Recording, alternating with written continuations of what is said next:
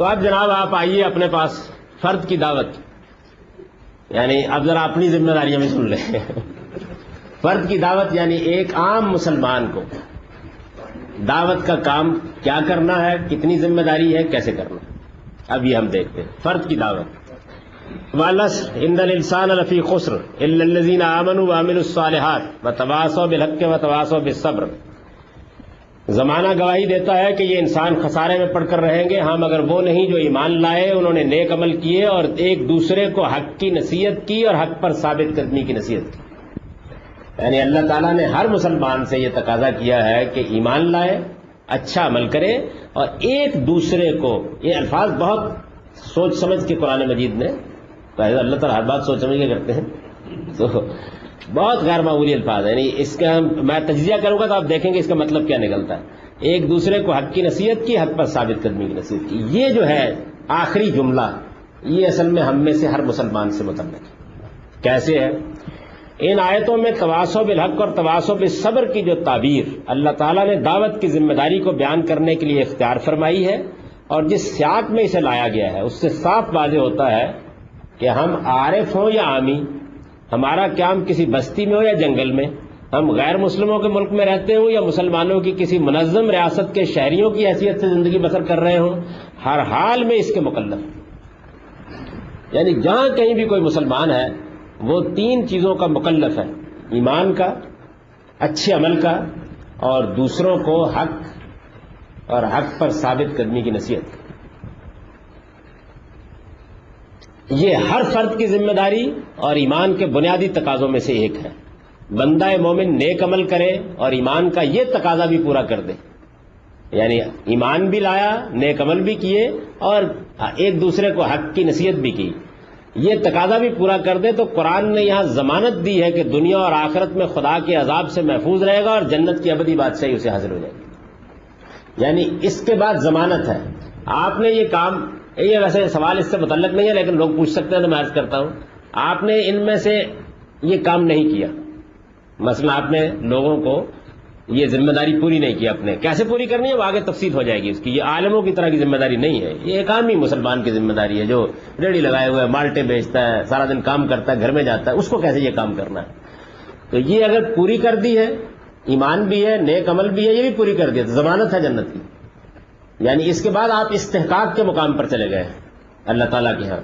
ان میں سے کوئی ذمہ داری پوری نہیں کی، مثلا یہ نہیں کی، مثلا اچھا عمل نہیں کیا، نیچے گر گئے نا، تو اب عفو درگزر ہے، چاہے گا تو معاف کر دے گا اور چاہے گا تو، یعنی اب صورتحال کی، یعنی ان کو پورا کر دیں تو یقینی ضمانت. نیچے آ جائیں تو قرآن سے معلوم ہوتا ہے کہ پھر اللہ تعالیٰ کہتے ہیں کہ یغفر ما دون ذلک ما یشاء، پھر میں جو چاہوں گا پھر آدمی کے مجموعی حالات کا بھی جائزہ لیا جائے گا. اس میں بھی اللہ سے توقع تو اچھی رکھتا ہے ایک مسلمان، لیکن اگر آپ کو ضمانت چاہیے بخشش کی تو یہ تین تقاضے.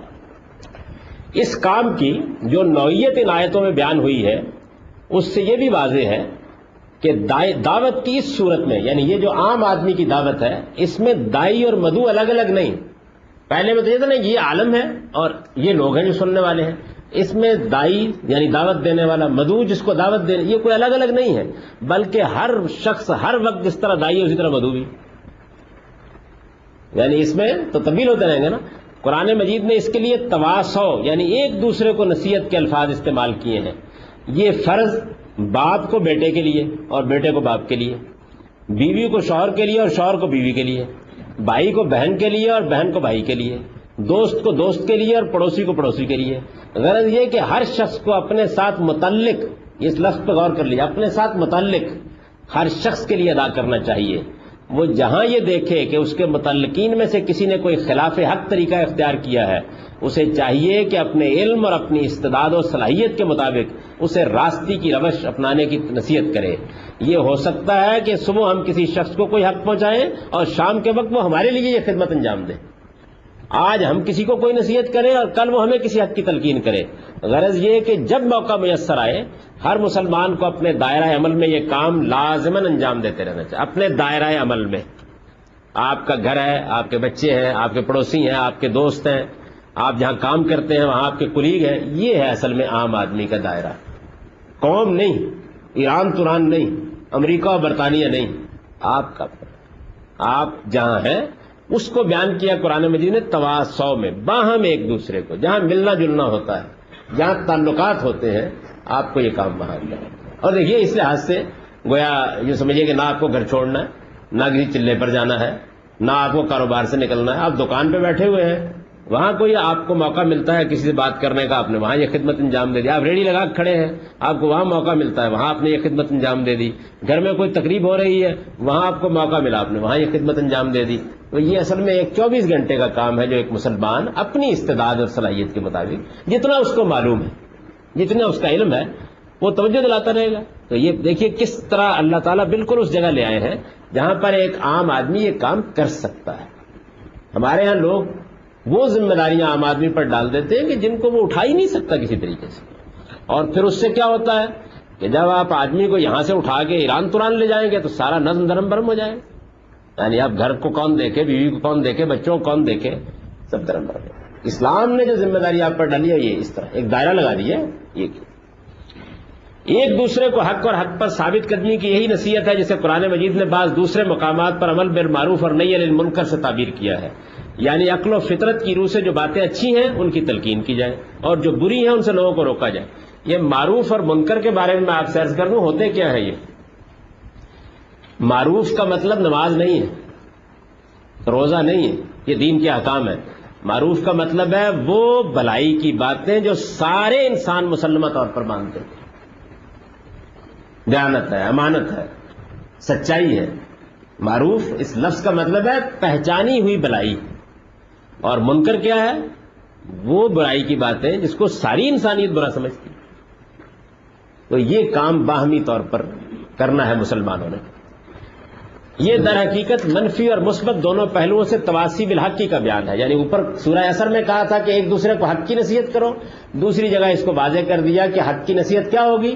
بھلائی کی باتوں کی، وہ بھلائی کی باتیں جو مانی ہوئی باتیں ہیں، ایک دوسرے کو توجہ دلا دینا، وہ برائی کی باتیں جو مانی ہوئی باتیں ان کی توجہ دلا دینا۔ جی ایک سوال یہ تھا کہ جو امر کا لفظ ہے اس کے متعلق عام طور پہ کہا گیا تھا کہ اس میں حکم، یہ اردو میں ہوتا ہے، عربی میں تلقین، نصیحت، مشورہ سب کے لیے آتا ہے۔ اردو میں جو کہ امر ہم حکم کو کہتے ہیں تو لوگ اس اردو کو عربی میں داخل کر دیتے ہیں۔ ایک حماسی شاعر نے اپنے محبوب کو کہا ہے کہ اطاعت لعامری کے بسر میں حبلی مریہم فی احبتہم بذاکی، کہ لوگ تمہیں مشورہ دے رہے تھے کہ میرے ساتھ قطع تعلق کر لو، تم نے ان کی بات مان لی ہے۔ وہ جن سے محبت کرتے ہیں ذرا ان کو بھی یہی مشورہ دے کے دیکھو۔ تو اس میں امر کے الفاظ استعمال ہوئے ہیں، تو ظاہر ہے کہ یہ مشورے، تلقین، نصیحت کے بارے میں استعمال ہے۔ والمؤمنون والمؤمنات بعضهم اولیاء بعض یامرون بالمعروف وینہون عن المنکر۔ یہاں بھی دیکھیں نا وہی باہمی تعلق کو بیان کیا ہے، اور مومن مرد اور مومن عورتیں یہ ایک دوسرے کے رفیق ہیں، یعنی ہم سب بھائی بھائی ہیں۔ ہمارا کوئی عزیز ہے، رشتہ دار ہے، تو ہمارے ساتھ جس کا خیر خواہی کا تعلق ہے، باہم دیگر بھلائی کی نصیحت کرتے ہیں اور برائی سے روکتے ہیں، ایک دوسرے کو آپ نصیحت کرتے رہتے ہیں۔ اس کے بعد کوئی مشکل تو نہیں پیدا ہوتی۔ آپ جہاں ہیں، جس جگہ پر ہیں، جہاں بیٹھتے ہیں، جہاں اٹھتے ہیں، جہاں رہتے ہیں، وہاں دیکھیے کہ آپ کا کن سے تعلق ہوتا ہے۔ ظاہر ہے کہ آدمی کا فطری تعلق اس کے گھر والوں سے ہوتا ہے، خاندان سے ہوتا ہے، دوستوں سے ہوتا ہے۔ اس میں آپ کو یہ ذمہ داری دی گئی ہے کہ آپ اچھی باتوں کی نصیحت کرتے رہیں۔ اس دعوت کا اصل دائرہ عمل جس طرح کہ ایک دوسرے کو حق کی نصیحت کے الفاظ سے واضح ہے، ہر شخص کا اپنا ماحول ہے، اس کو یہ کام اپنے گھر، اپنے اعزاء و اقارب اور اپنے احباب ہی میں کرنا چاہیے۔ وہ جس خاندان میں رہتا ہے، جس ماحول میں زندگی بسر کرتا ہے، جن لوگوں میں کام کرتا ہے اور اپنی مختلف ذمہ داریوں اور مشاغل کے لحاظ سے جن لوگوں سے متعلق ہوتا ہے، حق اور حق پر ثابت قدمی کی نصیحت بھی اس پر اصلاً انہی کا حق ہے، جو اگر ادا ہوگا تو لا محالہ انہی کو ادا کرنے سے ادا ہوگا۔ یعنی جس طرح عالم اپنی قوم کو نہیں چھوڑ سکتا، اسی طرح عامی اپنے ماحول کے باہر یہ ذمہ داری انجام دینے کا مکلف نہیں ہے، یہاں کرنا ہے، باقی باہر اگر اس کا جی چاہے چلا جائے اپنی خوشی سے، اللہ نے نہیں ذمہ داری ڈالی۔ میں سوال یہ پوچھنا چاہوں گا کہ جب کوئی مسلمان کسی غیر مسلم معاشرے میں اگر شخص کی اور اس کی جو سراؤنڈنگ ہے وہاں پر غیر مسلم نہیں رہتا تھا، تو بعد بعد ایسا بھی موقع آتا ہے کہ غیر مسلم جو ہے وہ ایسے سوالات کرتے ہیں جو عام مسلمان کی نالج میں نہیں ہوتے، اس وقت میں اس کو کیا کرنا ہے؟ وہاں بھی وہ اپنی یہی ذمہ داری انجام دے گا اور یہ کہے گا کہ جس طرح دین میں کسی صاحب علم سے سیکھتا ہوں میں آپ کو بھی انہیں سے ملوا دیتا ہوں. بس یہی اس کی ذمہ داری پوری ہو گئی.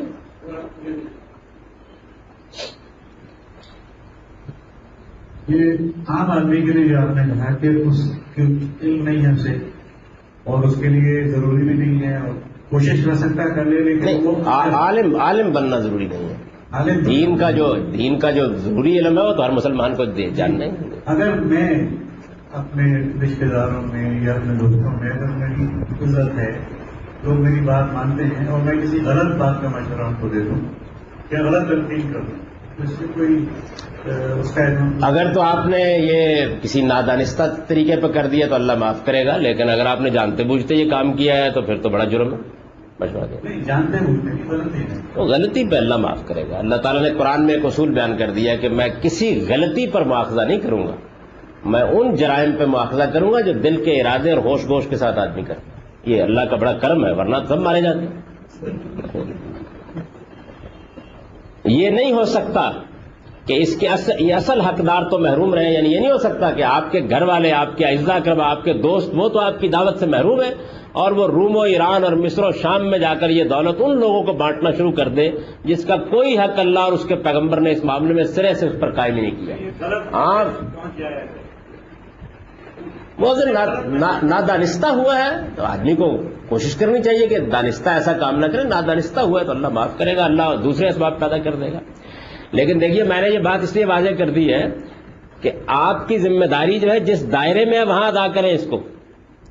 آپ پر امریکہ میں جا کے دعوت دینے کی کوئی ذمہ داری اللہ نہیں ڈالی, برطانیہ میں جا کے دعوت دینے کی, لاہور جا کے بھی کوئی ذمہ داری نہیں ڈالی. جہاں آپ ہیں, اب ہمارے حضرت جو ہے وہ پی آئی اے میں سفر کر رہے ہوتے ہیں تو وہاں کریں گے نا یہ کام. پھر اس دائرے میں یہ جو دائرہ ہے نا آپ کا, رشتہ دار, عزیز, خاندان, ملنے والے, پھر اس دائرے میں یہ بھی ضروری ہے کہ الاقرب فالاقرب کی ترجیح قائم رکھی جائے, یعنی جو زیادہ قریبی ہے اس کا زیادہ حق. الاقرب فالاقرب کا مطلب ہوتا ہے کہ جو زیادہ قریبی ہے زیادہ حقدار ہے. اور آدمی سب سے بڑھ کر اپنے اہل و عیال کو دوزخ سے بچانے کی کوشش کرے. اسے متنبہ رہنا چاہیے کہ وہ اگر دوسروں کے دروازے پر دستک دیتا رہا اور اس کے اپنے گھر والے شب و روز جہنم کے لیے ایندھن فراہم کرتے رہے تو ہو سکتا ہے کہ ساری جد و جہد کے باوجود اس کی یہی کوتاہی دنیا اور آخرت میں اس کے لیے وبال بن جائے. اللہ تعالیٰ نے فرمایا ہے یا ایھا الذین آمنوا قوا انفسکم واہلیکم نارا وقودھا الناس والحجارہ علیہا ملائکۃ غلاظ شداد لا یعصون اللہ ما امرہم ویفعلون ما یؤمرون.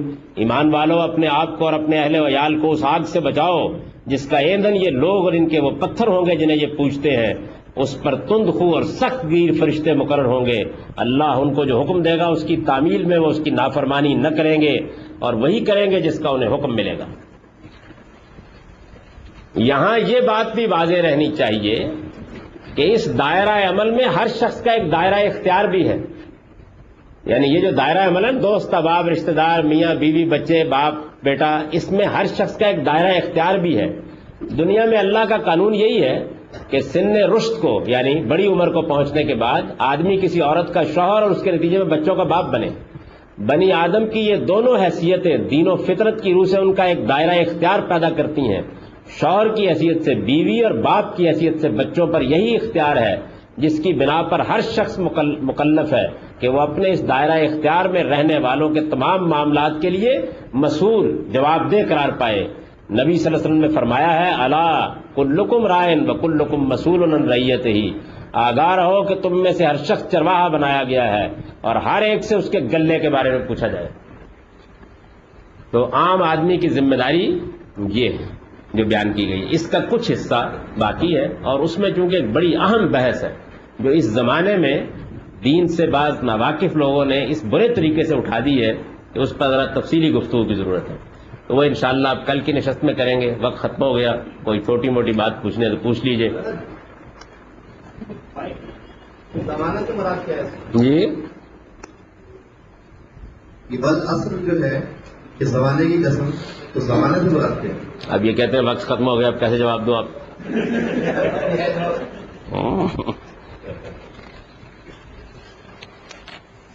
مجھے ختم ہو گیا نا ٹائم.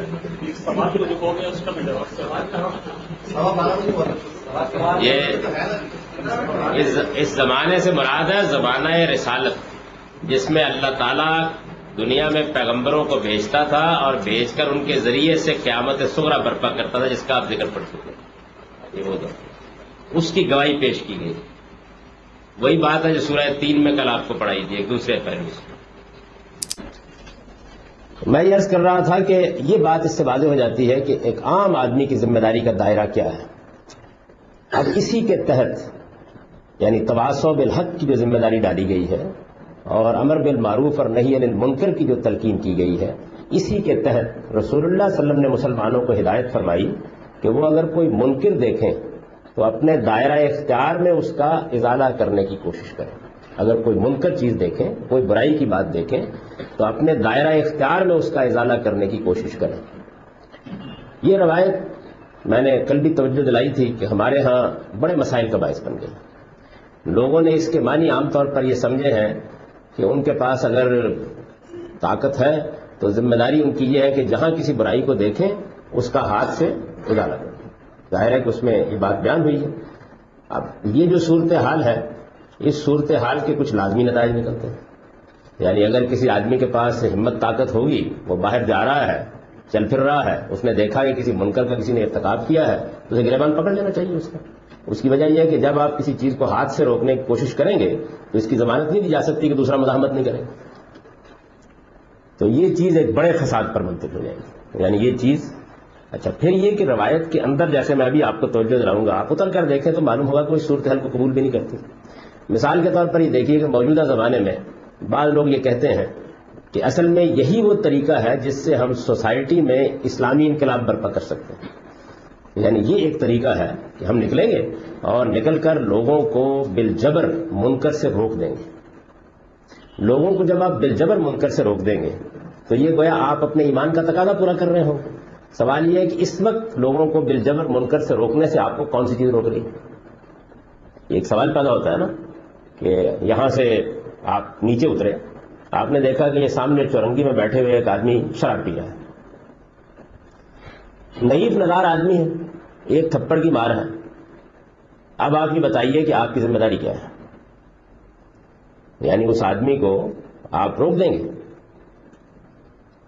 جب آپ اس آدمی کو روکیں گے تو وہ بھی مزاحمت کر سکتا ہے، گرد و پیش کے لوگ بھی مزاحمت کر سکتے ہیں، جس اسٹیٹ میں آپ رہتے ہیں وہی مزاحمت کر سکتے ہیں. آپ کے اس اقدام کو اگر آپ نے قوت استعمال کی ہے تو خلاف قانون بھی قرار دیا جا سکتا ہے. یہ تقاضا ہے.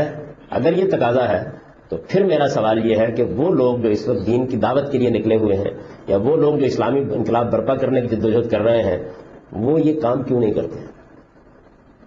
کیا وجہ؟ اس کی وجہ یہ ہے کہ اگر ان کے اصول کے اوپر دیکھا جائے تو اس وقت تو اتنے منکرات پھیلے ہوئے ہیں جس کا آپ استقصا نہیں کر سکتے. اگر ایک داعی دین یہ سمجھتا ہے کہ کسی عورت کو سر سے لے کے پاؤں تک اپنے آپ کو ڈھانپ کر باہر نکلنا چاہیے اور اگر وہ ایسا نہیں کرتی تو وہ ایک منکر کا ارتکاب کرتی ہے. اس منکر کا ارتکاب اب آپ کے شہروں میں، آپ کے بازاروں میں، آپ کی گلیوں میں، میں اس وقت یہ بحث نہیں کر رہا کہ یہ منکر ہے یا نہیں، کس درجے میں ہو رہا ہے. اچھا جو بڑے بڑے ہمارے دین کے داعی ہیں وہ اس حدیث کو پڑھتے ہیں تو اس حدیث کو پڑھنے کے بعد تو ایمان کا تقاضا یہ ہے نا کہ وہ اس خاتون کو قوت کے ساتھ روک دیں. اور میرا خیال یہ ہے کہ ان میں سے ہر آدمی کو اگر آپ دیکھیں تو اپنے ڈیل ڈور اور جسے کے لحاظ سے اتنی ہمت تو رکھتا ہے کہ اس خاتون کو روک. کیوں نہیں روک؟ وجہ کیا ہے؟ اچھا اس کا جواب دیتے ہیں. اس کا جواب یہ دیتے ہیں کہ ہمارے پاس قوت نہیں ہے اس لیے ہم دوسرے درجے پہ اکتفا کر رہے ہیں. جواب یہ دیتے ہیں کہ ہمارے پاس طاقت نہیں ہے، ہم دوسرے درجے پہ اکتفا کر رہے ہیں. اچھا طاقت کون سی طاقت نہیں ہے آپ کے پاس؟ جسمانی طاقت نہیں، وہ تو ہے.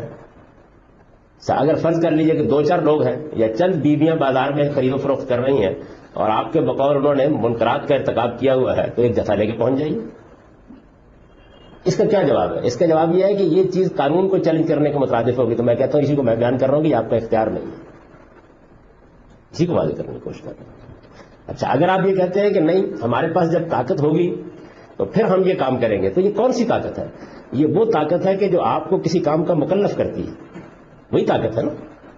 یعنی یہ وہ طاقت ہے کہ بس میں اگر یہ ہمت رکھتا ہوں کہ میں کھڑا ہو کر نماز پڑھ سکوں، یہ طاقت ہے میرے اندر، مجھے کھڑے ہو کر نماز پڑھنی چاہیے. اگر میں یہ طاقت رکھتے ہوئے بیٹھ کر نماز پڑھوں تب میں ایمان کے دوسرے درجے پر آؤں گا.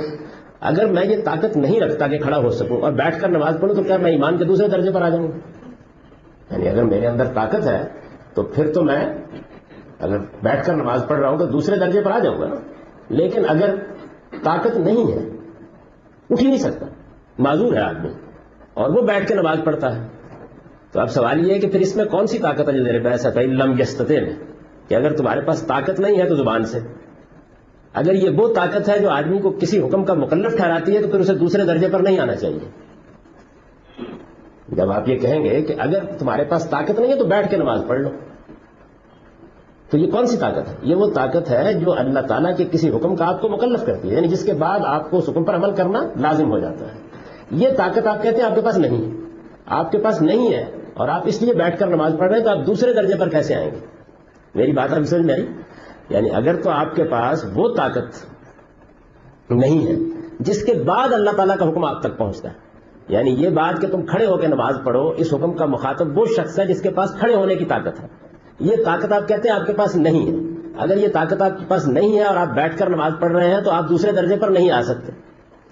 حدیث کہتی ہے کہ اگر آپ کے پاس طاقت نہیں ہے اور آپ نے زبان سے یہ کہا ہے اور طاقت نہیں ہے اور دل میں برا سمجھا ہے تو آپ دوسرے اور بلکہ آخری درجے پر آ گئے. تو اس کا مطلب یہ ہے کہ یہاں یہ طاقت مراد نہیں ہے جو طاقت آدمی کو کسی حکم کا مکلف کرتی ہے، بلکہ یہ اصل میں فَإِن لَمْ يَسْتَطِعْ ہمت اور حوصلہ ہے. یعنی آدمی کو ہمت اور حوصلہ، آپ برائی کو روک سکتے تھے، ڈر گئے، بے حوصلہ ہو گئے، روک سکتے تھے، آپ کا اختیار تھا روکنے کا، آپ ملک کے حکمران تھے، آپ گھر کے مالک تھے، آپ ایک فیکٹری کو چلا رہے تھے، آپ وہاں برائی کو روک سکتے تھے، وہ آپ کی جورسڈکشن تھی، وہ آپ کا اختیار تھا. اب آپ ہمت نہیں کر سکے، حکمت کے تحت آپ نے مؤخر کیا، ایک الگ بات، ہمت نہیں کر، حوصلہ ہار گئے، اتنی ہمت نہیں کر سکے کہ حالات کا مقابلہ کر سکے. یہ اب وہ طاقت ہے کہ جس کے بعد آپ دوسرے درجے پر آ جاتے ہیں. ہمت اور حوصلہ نہیں کر سکے، یہ وہی چیز ہے جس کو عزیمت کہتے ہیں. یعنی ایک آدمی نے حوصلہ کیا، مثال کے طور پر یہ دیکھیے کہ رسول اللہ صلی اللہ علیہ وسلم نے ایمان کی دعوت دی، مکے میں لوگ ایمان لے آئے آپ پر، ایمان لانے کے بعد ان سے تقاضا کیا گیا کہ اپنے ایمان کا اعلان کریں. ایک آدمی اس کی ہمت نہیں کر پا رہا، اس کا خیال ہے کہ مجھے تعذیب کا شکار ہونا پڑے گا. قرآن مجید نے یہ کہا کہ آپ دوسرے درجے پر آ جائیں، آپ کا دل اگر ایمان پر مطمئن ہے تو اللہ معاف کر دے گا. ظاہر ہے کہ یہ اب وہ درجہ نہیں ہے جو ابو بکر عمر کو حاصل ہو جائے گا. لیکن اگر صورتحال یہ ہے کہ یہاں پر لم یستطع سے مراد وہ طاقت اور وہ ہمت ہے جو آدمی کو کسی چیز کا مکلف کرتی ہے، تو پھر تو یہ ہوگا کہ اگر وہ دل سے برا کہہ رہا ہے اور اس سے آگے کی طاقت نہیں رکھتا، یعنی زبان گم ہو گئی ہے مثال کے طور پر، تبھی ہوگا نا. منہ سے لفظ نہیں نکال سکتا، کسی نے بندوق رکھی ہوئی ہے تو اصل میں وہ مکلف نہیں رہا. جب مکلف نہیں رہا تو ایمان کے نیچے درجے پر بھی نہیں آ سکتا. یعنی ایمان کے نچلے درجے پر آدمی اس وقت آئے گا جب وہ اختیار رکھتا ہو، طاقت رکھتا ہو، وہ طاقت رکھتا ہو جو آدمی کو کسی حکم کا مکلف کرتی ہے اور بے حوصلہ ہو کے نیچے ہو جائے، تو تب ایمان کے دوسرے درجے کے اوپر آ جائے گا. تو اس وجہ سے یہ جو روایت ہے، اور روایات کے بارے میں یہ اصول میں ذہن رکھنا چاہیے کہ کبھی ان کو اس طرح مطلق نہیں لیا جاتا. پورے دین کو سامنے رکھتے ہیں، سارے اس کے نظام کو دیکھتے ہیں، کیونکہ روایات کا معاملہ یہ ہوتا ہے کہ بعض اوقات ایک آدمی نے ایک بات سیاق سباق سے ہٹ کر سنی ہے، اس نے ایک جملہ روایت کر دیا ہے، ایک ٹکڑا بیان کر دیا ہے، سب میں رکھ کر دیکھتے ہیں، پھر دیکھتے ہیں کہ اس کا مطلب کیا ہے. اب اس وجہ سے میں اس پر یہ شرط عائد کرتا ہوں کہ یہ روایت در حقیقت آدمی کے دائرہ اختیار میں اس کی ذمہ داریوں کو بیان کرتی ہے. یعنی یہ باپ کے لیے اس کے دائرہ اختیار میں بیان کرتی ہے، شوہر کے لیے اس کے دائرہ اختیار میں بیان کرتی ہے، حکمران کے لیے اس کے دائرہ اختیار میں بیان کرتی ہے. اس دائرہ اختیار میں یہ شرط لگا دیجئے اس پر. اب روایت کو پڑھیے. آپ کا ارشاد ہے من رأى منکم منکرا فلیغیرہ بیدہ، تم میں سے کوئی شخص اپنے دائرہ اختیار میں کوئی برائی دیکھے تو اسے چاہیے کہ وہ ہاتھ سے اس کا ازالہ کرے. ٹھیک ہے، یہ بات سمجھ میں آتی؟ یعنی اب یہ بات درست ہو گئی، سمجھ میں آ گئی کہ آپ کا دائرہ اختیار تھا، آپ اس میں کوئی خلاف قانون کام نہیں کر رہے تھے، آپ اس میں کوئی فساد برپا نہیں کر رہے تھے، آپ کا دائرہ اختیار تھا ہر شخص کا. آپ کا گھر ہے، اس گھر کے اندر آپ محسوس کرتے ہیں کہ ایک نہایت ہی برا کام ہونے جا رہا ہے اور آپ باپ کی حیثیت سے گھر کا کنٹرول سنبھالے ہوئے ہیں، تو آپ کے اس دائرہ اختیار میں ایمان کا اول درجہ یہی ہے کہ آپ اس کو ہاتھ سے روکیں. اور اگر فَإِن لَمْ يَسْتَطِعْ، اگر اس کی ہمت نہ ہو، اب یہ دیکھیے یہ وہ طاقت نہیں ہے جو مکلف ٹھہراتی ہے، ہمت نہ ہو. یعنی آدمی اپنے گرد و پیش کے ماحول میں بعض اوقات نہیں ہمت کر پاتا، کمزور ایمان پر کھڑا ہوتا ہے. ہمت نہ ہو تو فرمایا کہ پھر زبان سے تو کم سے کم کہو نا اپنے دائرہ اختیار میں، زوال حق صاحب کی طرح جیسے وہ باز کیا کرتے تھے حکمران ہونے کے باوجود، تو کم سے کم زبان سے تو کہو یہ بری چیز ہے. فَإِن لَّمْ يَسْتَطِعْ فَبِقَلْبِهِ. اور اگر اتنی ہمت بھی نہیں ہے، زبان سے بھی ہمت نہیں ہے، تو پھر دل میں تو کم سے کم اس کو برا سمجھو. فرمایا وَذَلِكَ أَضْعَفُ الْإِيمَانِ. یہ آخری ٹکڑے نے واضح کر دیا کہ یہ کون سی ہمت ہے، اور یہ پھر سب سے نچلا درجہ ہو جائے گا ایمان کا. اب اگر آپ اس طریقے سے اس روایت کو لیتے ہیں اور اس کے لینے کے سوا کوئی چارہ نہیں ہے، کسی دوسرے طریقے سے لیں گے تو اس کے الفاظ اس کو اگل دیں گے. اس طریقے سے لیتے ہیں تو اس سے کوئی فساد پیدا نہیں ہوتا، کیونکہ اللہ تعالیٰ نے اس دنیا کو جس طرح بنایا ہے اس کے اندر ازل سے اس نے دائرہ ہے اختیار بھی بنایا ہے. یعنی جس طرح ہر شخص کا ایک دائرہ عمل ہے، اسی طرح اس کا دائرہ اختیار بھی. یہ دائرہ اختیار بدلتا رہتا ہے. یعنی آدمی بیٹا ہوتا ہے تو ظاہر ہے کہ وہ اپنے باپ کے تحت ہوتا ہے. جس وقت وہ جوان ہو کے شادی کرتا ہے تو شوہر کی حیثیت سے اس کا ایک دائرہ اختیار وجود میں آ جاتا ہے. پھر جب وہ بچوں کا باپ بنتا ہے تو باپ کی حیثیت سے اس کا ایک دائرہ اختیار وجود میں آ جاتا ہے. وہ کسی جگہ کوئی ادارہ قائم کرتا ہے تو وہاں اس کا ایک دائرہ اختیار وجود میں آ جاتا ہے. اور اگر کوئی شخص کسی نظم حکومت کو سنبھالتا ہے تو وہاں اس کا ایک دائرہ اختیار وجود میں آ جاتا ہے. تو اصل میں ہر انسان کو آپ دیکھیں تو کسی نہ کسی لحاظ سے وہ اپنا ایک دائرہ اختیار رکھتا ہے. اس دائرہ اختیار کے اندر جہاں آپ کو قانونی حق حاصل ہے، جہاں آپ کا ہاتھ پکڑنے والا کوئی نہیں ہے، جہاں آپ ایک برتر حیثیت کے مالک ہیں، جہاں آپ کے پاس ہر طرح کے اختیارات موجود ہیں، وہاں اگر آپ کوئی برائی دیکھتے ہیں تو وہی جو نصیحت کرنے کی ذمہ داری ڈالی گئی ہے، اب وہ ذمہ داری حضور کہتے ہیں کہ اس طرح ادا ہونی چاہیے. یعنی آپ اگر برائی دیکھتے ہیں تو اسے ہاتھ سے روکیں. ہاتھ سے کا مطلب یعنی طاقت سے روکیں، ختم کرا دیں اس برائی کو. اور اگر ہمت نہیں، حوصلہ نہیں، اتنی جرأت نہیں ہے تو پھر زبان سے. اور اگر اتنی بھی ہمت نہیں ہے تو پھر دل سے برا کہیں. لیکن یہ ذہن میں رکھیں کہ ذالک اضعف الایمان، یعنی اب آپ ایمان کے آخری درجے میں آ گئے ہیں، اس سے نیچے ایمان کا کوئی درجہ نہیں ہے. یہ جس طریقے سے میں اس روایت کو دیکھتا ہوں، آپ یہ دیکھیے اس کے بعد کوئی مشکل پیدا نہیں ہوتی. یعنی اس کے بعد کسی فساد کا کوئی سوال نہیں ہے، اور نہ یہ کسی انقلاب کا لائے عمل ہے. یہ تو اصل میں 24 گھنٹے ہم جو زندگی بسر کرتے ہیں اس کے اندر ہماری ذمہ داری کو بیان کر رہی ہے کہ تم اگر باپ ہو تو متربع رہو، اگر شوہر ہو تو متربع رہو، اگر کسی ادارے کے سربراہ ہو تو متربع رہو، اور اگر کسی ملک کے کسی ریاست کے حکمران ہو تو متربع رہو. اپنے اپنے دائرہ اختیار میں تمہاری ذمہ داری یہی ہے کہ تم اس ترتیب کے ساتھ برائی کو روکو، اسی ترتیب کے ساتھ. اس لحاظ سے دیکھیے تو پھر پورے دین میں یہ بات بالکل ٹھیک ہو جاتی ہے. یعنی ہر لحاظ سے انبیاء کا، صحابہ کا عمل بھی بالکل ٹھیک ہو جاتا ہے. صالحین نے جو طریقے اختیار کیے وہ بھی درست ہو جاتے ہیں. ورنہ تو پھر حضرت مسیح علیہ السلام کی دعوت دیکھ لیجئے، انبیاء بنی اسرائیل کی دعوت دیکھ لیجئے، رسول اللہ صلی اللہ علیہ وسلم کا طرز عمل مکے میں دیکھ لیجئے. ہر چیز توجیحات کے انبار کے نیچے دب جائے گی. سادہ اصول بیان کیا ہے کہ ایک عام آدمی کی حیثیت سے آپ لوگوں کو نصیحت کریں گے، تلقین کریں گے، لیکن اپنے دائرہ اختیار میں یہ رویہ اختیار کریں گے، اپنے دائرہ اختیار. چنانچہ یہ بات سمجھانے کے بعد پھر میں نے لکھا ہے کہ علم یستطع کے الفاظ، یہ جو آیا نا اس میں علم یستطع، اگر طاقت نہیں ہے تو یہ طاقت نہیں ہے سے مراد یہ کہ اگر ہمت اور حوصلہ نہیں ہے. علم یستطع کے الفاظ اس روایت میں اس استطاعت کے لیے استعمال نہیں ہوئے جو آدمی کو کسی چیز کا مکلف ٹھہراتی ہے. یہ وہ طاقت نہیں ہے جس کو ہمارے یہ بزرگ حضرات بیان کرتے ہیں کہ ہمارے پاس طاقت ہوگی تو ہم یہ کام کریں گے. طاقت کا مطلب یہ ہے کہ ایک بیچاری نحیف نظار خاتون ہے، اس نے سلیو لیس پہنا ہوا ہے، دوپٹہ نہیں لیا ہوا، تو آپ کے نقطہ نظر سے اگر یہ منکر ہے تو آپ ہٹے کٹے ہیں، کر دیجیے ازالہ. کون سی طاقت نہیں ہے آپ کے پاس؟ دوپٹہ دینے کی طاقت نہیں ہے، اس منکر کو روکنے کی طاقت نہیں ہے. نہیں، اگر آپ اندر اتر کے دیکھیں تو آپ کے پاس اختیار نہیں ہے. اور جب آپ کے دائرہ اختیار میں آپ کو یہ کام کرنا ہوتا ہے تو وہاں آپ ان تینوں طریقوں سے کر سکتے ہیں. یہ البتہ الگ بات ہے کسی موقع پر دین کی کوئی حکمت یہ تقاضا کر رہی ہو کہ آپ معاملے کو مؤخر کر دیں، پھر وہ حوصلے کی کمی نہیں ہوتی اور اس میں آدمی ایمان کے دوسرے درجے پر بھی نہیں آتا. تو میں نے یہ لکھا ہے کہ بلکہ ہمت اور حوصلے کے معنی میں استعمال ہوئے ہیں جو ایمان کی قوت اور کمزوری سے کم یا زیادہ ہوتا ہے. یعنی وہ آدمی کی ایمان کی قوت ہے، یہ کم بھی ہوتی ہے، یہ زیادہ بھی ہوتی ہے، یہ حوصلہ بڑھ بھی جاتا ہے، حوصلہ کم بھی ہو جاتا ہے. یہ تو کم و بیش ہوتی رہتی ہے، ہر بندہ مومن کیا ہوتی رہتی ہے. لیکن وہ طاقت جو انسان کو کسی چیز کا مکلف ٹھہراتی ہے وہ خدا دیتا ہے، اور جب وہ ملتی ہے تو وہ کم یا زیادہ نہیں ہوتی. اس کے بعد تو آپ کو نماز پڑھنی ہے، آپ اٹھنے کے قابل ہیں، کھڑے ہو سکتے ہیں اپنے پاؤں کے اوپر، پڑھیں گے نماز ہر حال میں. لیکن ہمت اور حوصلے کے معنی میں جب طاقت ہے تو پھر وہ ایمان کی قوت سے کم و بیش ہوگی. لہٰذا ہر شخص کے دائرہ اختیار میں اس کا پہلا کام یہی ہے کہ خود دینی کی کوئی مصلحت مانے نہ ہو تو قوت سے منکر کو مٹا دے. زبان سے روکنے کا درجہ اس دائرے میں دوسرا ہے.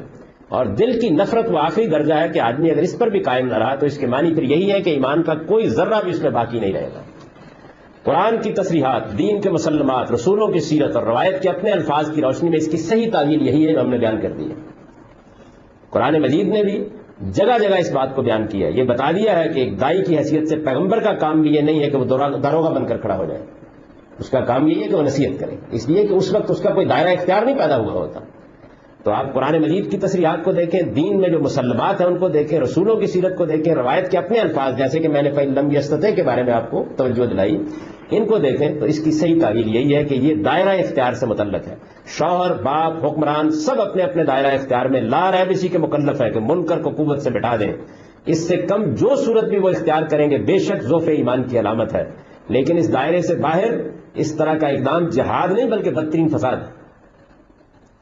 اس دائرے سے باہر، آپ کے دائرہ اختیار سے باہر، یعنی آپ شوہر ہیں اپنی بیوی کے، دوسرے کی بیوی کے نہیں، آپ باپ ہیں اپنی اولاد کے، دوسرے کی اولاد کے نہیں، آپ مالک ہیں اپنے ادارے کے، دوسرے کے ادارے کے نہیں، آپ حکمران ہیں اپنی حکومت کے، دوسروں کی حکومت کے نہیں۔